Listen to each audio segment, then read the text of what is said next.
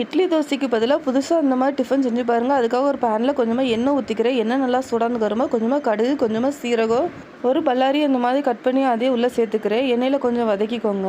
ஒரு வதங்கினதுக்கு அப்புறமா இஞ்சி பூண்டோட பேஸ்ட்டு ஒரு ஸ்பூன் சேர்த்துக்கோங்க.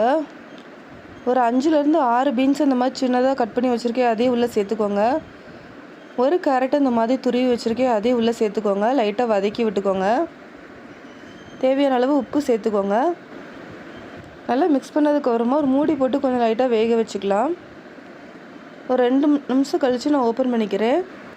ஒரு உருளைக்கிழங்கு இந்த மாதிரி துருவி நான் தண்ணிக்குள்ளே போட்டு வச்சுருக்கேன், அதையும் ஒரு பவுலுக்கு மாற்றிக்கோங்க.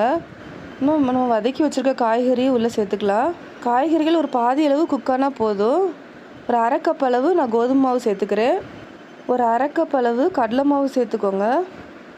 கொஞ்சமாக கருவேப்பிலையும் இந்த மாதிரி கட் பண்ணி உள்ளே சேர்த்துக்கோங்க. கொத்தமல்லி தலையும் இந்த மாதிரி குட்டியாக கட் பண்ணி உள்ளே சேர்த்துக்கோங்க. தண்ணி எதுவும் சேர்க்க வேண்டாம். இப்படி லைட்டாக மிக்ஸ் பண்ணிக்கோங்க. கொஞ்சமாக மஞ்சள்தூள் சேர்த்துக்கோங்க. ஒரு 1/2 ஸ்பூன் சில்லி பவுடர் சேர்த்துக்கோங்க. தேவையான அளவு உப்பு சேர்த்துக்கோங்க.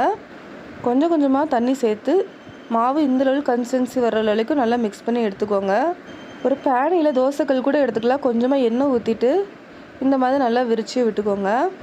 இந்த ரெசிபி பிரேக்ஃபாஸ்ட் இல்லை ஸ்நாக்ஸ் இல்லை ஈவினிங் ஸ்நாக்ஸு கூடவே ரொம்ப சூப்பராக இருக்கும். ஒரு மூடி போட்டு கொஞ்சம் வேக வச்சுக்கோங்க.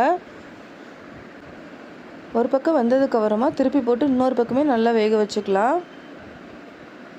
2 பக்கமே வெந்ததுக்கப்புறமா பிளேட்டுக்கு மாற்றிக்கலாம். இது சும்மா சாப்பிட்றதுக்கே ரொம்ப டேஸ்ட்டாக இருக்கும். சாஸ் வச்சு கூட சாப்பிட்லாம். நீங்களும் ட்ரை பண்ணி பாருங்கள்.